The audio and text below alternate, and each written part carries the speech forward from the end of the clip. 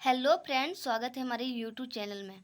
आज हम एडुटेरिया current affairs जो BPSC, all state, PCS, Bihar police, Delhi police constable, SSC एवं अन्य सभी परीक्षाओं के लिए उपयोगी है। चलिए हम इसका आज पार्ट 2 लेते हैं। चलिए हम इससे आगे केंद्रीय बजट तक ले चुके थे, उससे आगे देखिए भारत सरकार के आगामी लक्ष्य, विषय और लक्ष्य के वर्ष।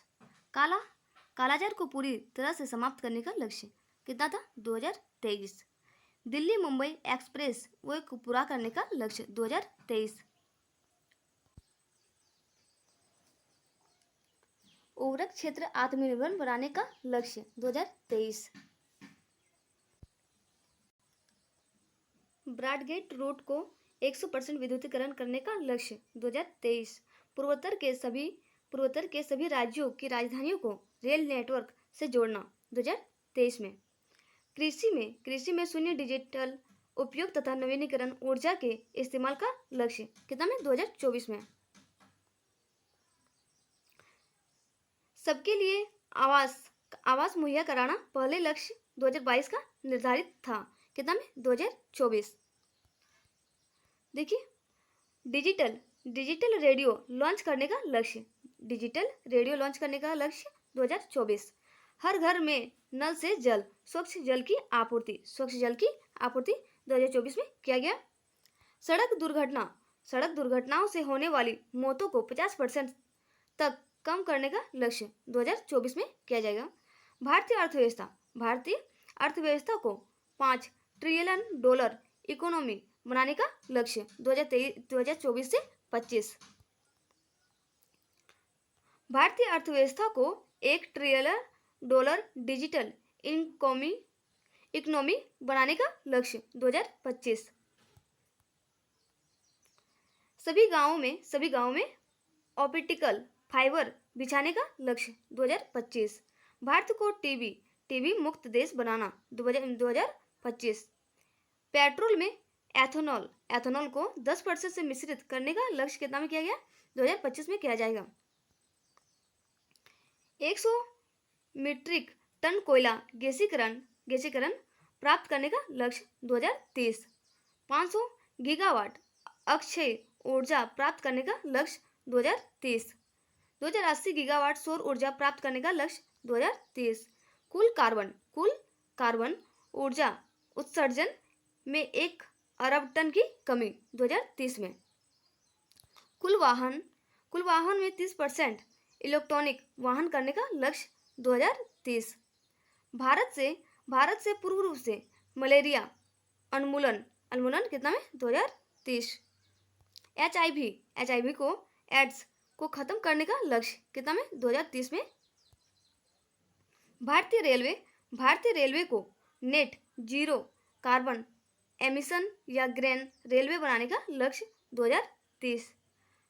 हाइड्रोफ्लोरोकार्बन HFC के उपयोग को 80% तक कम करने का लक्ष्य 2047 को। भारत को ऊर्जा स्वतंत्र आत्मनिर्भर बनाने का लक्ष्य 2047। पोत निर्माण में आत्मनिर्भरता हासिल करने का लक्ष्य 2047 को। मुंबई शहर में शून्य कार्बन उत्सर्जन का लक्ष्य 2050। भारत द्वारा नेट जीरो का लक्ष्य 2070। ठीक है, आगे देखते हैं। आर्थिक समीक्षा 2022 से 23। देखिए 31 जनवरी 2023 को आर्थिक समीक्षा 2022 से 23 में संसद में प्रस्तुत किया गया। आर्थिक समीक्षा हमेशा बजट के एक दिन पहले प्रस्तुत किया जाता है। आर्थिक समीक्षा 2022 से 23 वित्त मंत्रालय के मुख्य आर्थिक सलाहकार वी अनंत नागेश्वर के मार्गदर्शन में आर्थिक कार्य विभाग के आर्थिक प्रभाग के द्वारा तैयार किया गया है। देखिए नोट में 1950 से 51 में भारत का पहला आर्थिक समीक्षा को पेश किया गया। कितना में? 1950 से 51 में पहला आर्थिक समीक्षा को पेश किया गया था। 1964 तक आर्थिक समीक्षा आम बजट के साथ साथ प्रस्तुत होता था। 1964 के बाद इसे आम बजट के एक दिन पूर्व पेश किया जाने लगा। एक दिन पूर्व पेश किया जाने लगा। 22 से 23 के अनुसार भारत की जीडीपी में वृद्धि और राजकोषीय घाटा का अनुमान लगाया गया है। देखिए वित्तीय वर्ष और जीडीपी में वृद्धि। देखिए राजकोषीय घाटा जीडीपी का, देखिए 2021 से 22 का अंतिम अनुमान, 2021 से 2022 का अंतिम अनुमान कितना लगाया गया है? जीडीपी में वृद्धि 8.7% और राजकोषीय घाटा में 6.7%। 2022 से 23 का पहला अग्रिम अनुमान कितना लगाया? देखिए जीडीपी में वृद्धि 7%, राजकोषीय घाटा में 6.4%। ठीक है, 2023 से 24 के अनुमानित जीडीपी में 6 से 6.8% की वृद्धि हुई है। ठीक है, आगे देखिए विभिन्न देशों का निवल शून्य प्रतिज्ञा। देखिए विभिन्न राष्ट्रीय और लक्षित वर्ष। भारत 2070, चीन रूस इंडोनेशिया सऊदी अरब 2060, तुर्की में देखिए 2053, अमेरिका कनाडा और अर्जेंटीना और ब्राजील, यूरोपीय यूनियन, यूनाइटेड किंगडम, फ्रांस और इटली, दक्षिण कोरिया और जापान, साउथ अफ्रीका, ऑस्ट्रेलिया और जर्मनी। इसका कितना दिया है? 2050। ठीक है, देखिए जर्मनी का कितना है? 2045। ठीक है, मूलभूत कीमतों पर सकल मूल्य वृद्धि। अर्थव्यवस्था के तीनों सेक्टर 2021 से 2022 में वृद्धि और 2022 से 23 में वृद्धि। देखिए कृषि और संबंध क्षेत्र कितना है? 3% और 2022 से 23 में 3.5%। औद्योगिक क्षेत्र देखिए औद्योगिक क्षेत्र 2021 से 22 में देखिए 10.3% और 2022 से 23 में 4.1%। सेवाएं में देखिए 2021 से 22 में 8.4% और 2022 से 23 में 9.1%। आगे बढ़ते हैं, देखिए वर्ष 2022 से 23 में विश्व के विभिन्न क्षेत्रों में भारत का स्थान। देखिए वैक्सीन निर्माण में भारत पहला स्थान पर है। दोपहिया और तिपहिया वाहनों के निर्माण में यह भी पहला स्थान पर है। दुग्ध उत्पादन में पहला स्थान पर है भारत। कच्चे इस्पात के उत्पादन में यह दूसरा स्थान पर है। मोबाइल फोन निर्माण में दूसरा स्थान पर है। अंडा उत्पादन में तीसरा स्थान पर है। ऑटोमोबाइल क्षेत्र में यह तीसरा स्थान पर है।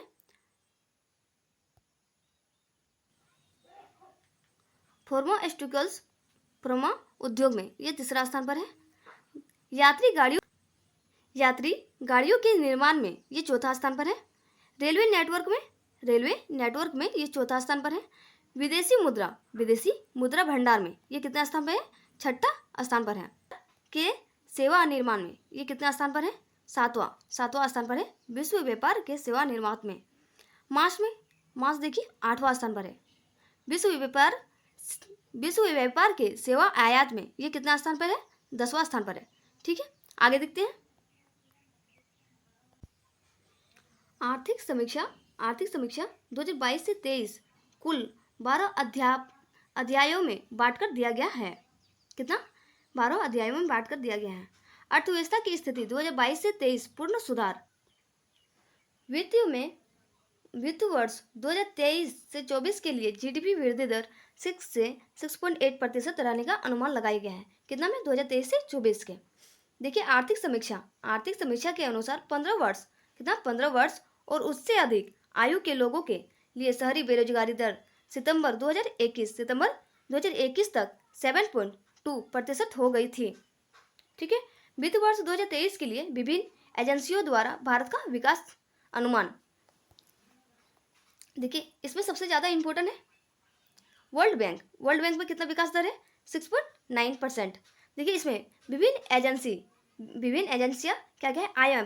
IMF इसमें विकास दर 6.8%, RBI में 6.8% और SBI में 6.8%। ये BBI है, वेरी इंपॉर्टेंट है। आगे बढ़ते हैं, देखिए नोट में क्या लिखा है। इन सभी एजेंसियों द्वारा भारत का औसत विकास दर 6.9% अनुमानित किया गया है। ठीक है, अनुमानित किया गया है।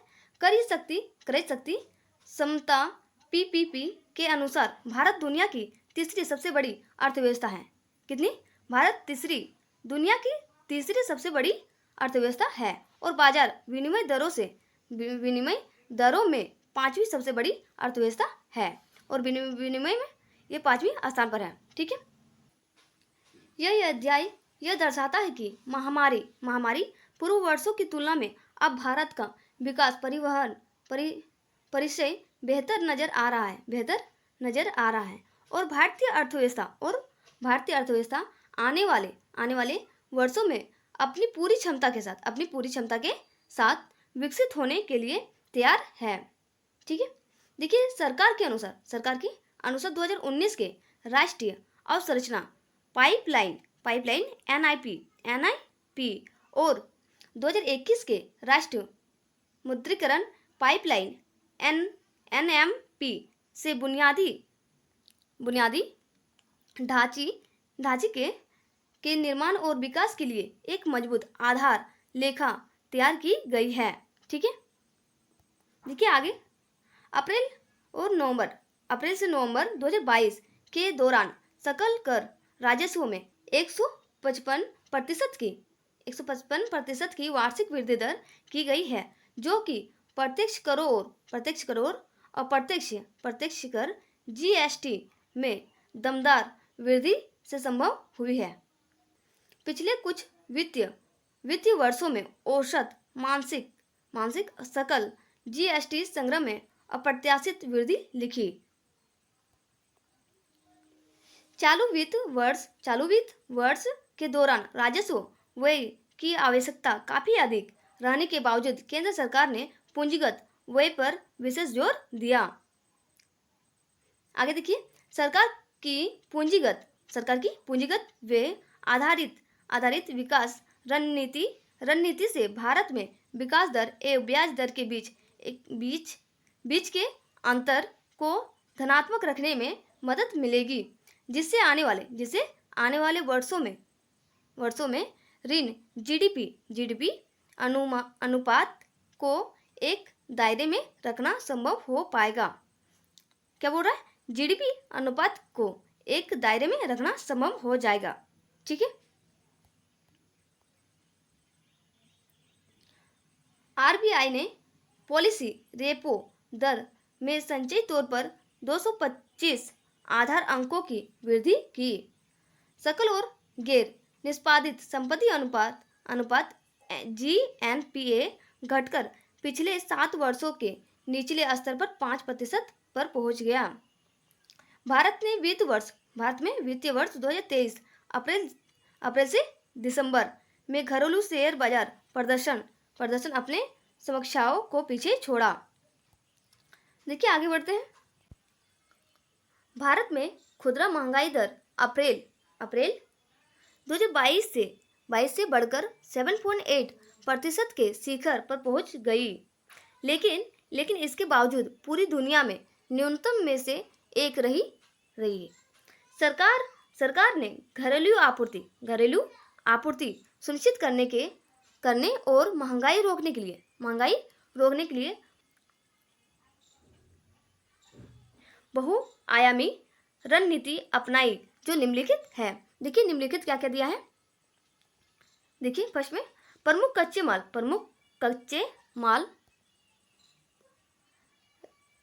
फेरोनिकल, कोकिंग, कोल इत्यादि पर आयात शुल्क को घटाकर शून्य कर दिया। क्या बोल रहा है?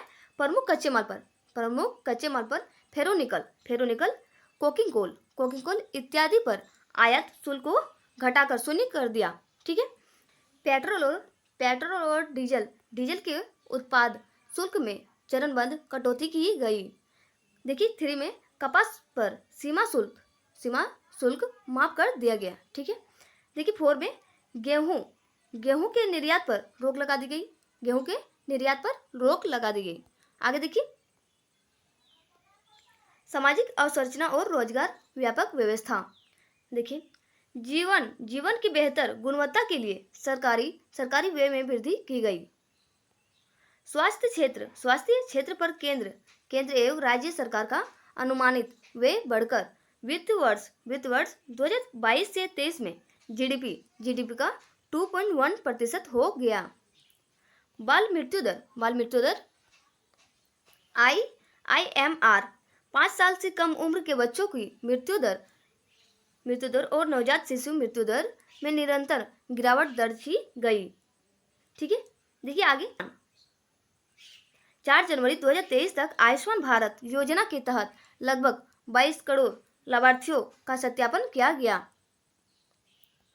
आयुष्मान भारत के तहत देश भर में 1.54 लाख इतना से भी अधिक स्वास्थ्य एवं वेलनेस केंद्रों को चालू किया गया। आर्थिक समीक्षा में प्रकाश डाला गया।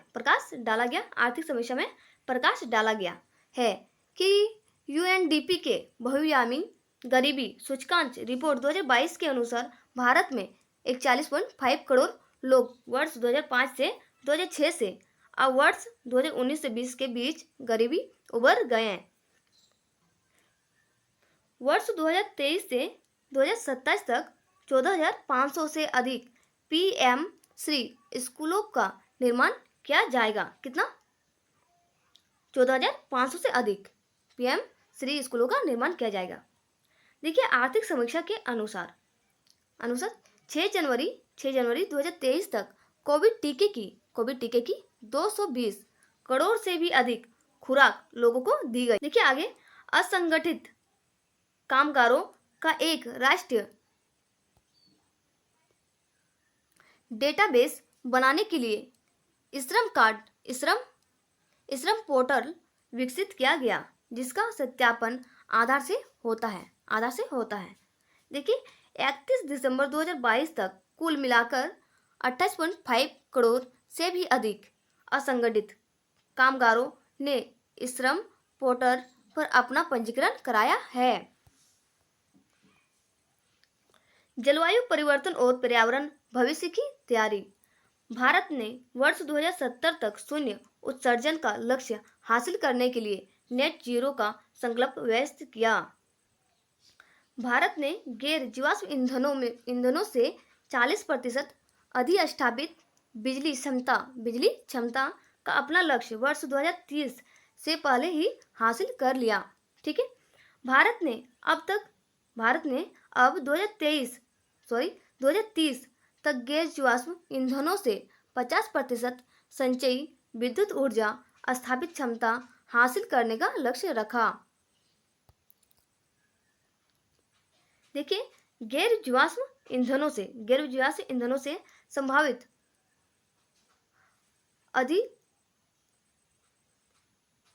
अधिस्थापित क्षमता वर्ष 2030 तक 500 गीगावाट से भी अधिक हो जाएगी।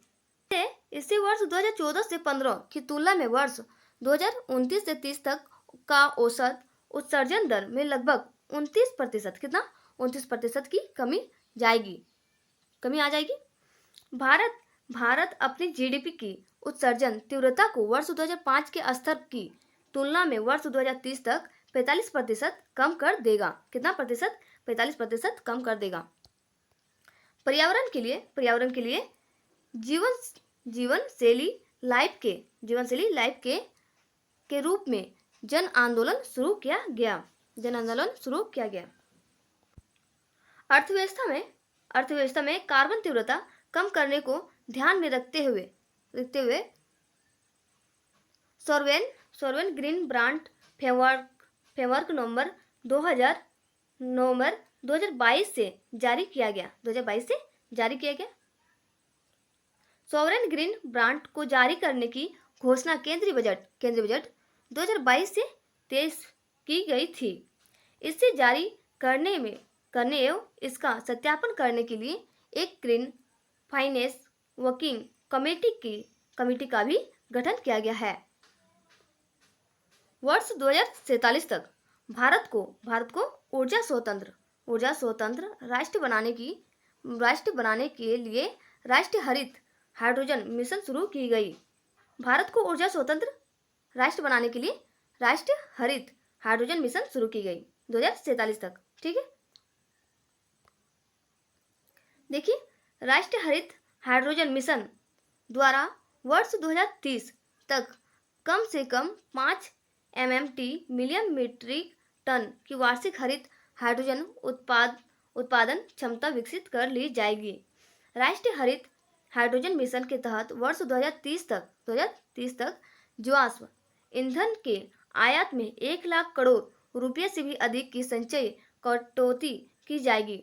वर्ष 2030 तक नवीनीकरण ऊर्जा क्षमता में लगभग 125 GW की वृद्धि की जाएगी और ग्रीन हाउस गैस GHG के वार्षिक उत्सर्जन में लगभग 50 MMT की कमी की जाएगी। देखिए अक्टूबर 2022 तक राष्ट्रीय और मिशन के तहत 61.6 गीगावाट और ऊर्जा क्षमता अधिष्ठापित किया जा चुका है। जलवायु परिवर्तन के लिए 12 उत्कृष्ट केंद्र बनाए गए और इन्हें मजबूत किया जा रहा है कितना 12 उत्कृष्ट केंद्र। सतत कृषि के लिए राष्ट्रीय मिशन जैविक खेती के तहत 0.15 लाख हेक्टेयर और सूक्ष्म सिंचाई के तहत 10 लाख हेक्टेयर को कवर करने का प्रमुख लक्ष्य लिया गया है। 26 अगस्त 2022 को भारत सरकार ने जलवायु परिवर्तन पर संयुक्त राष्ट्र फ्रेमवर्क कन्वेंशन को सूचित करने के लिए भारत ने अद्यतन राष्ट्रीय स्तर पर निर्धारित योगदान प्रस्तुत किया।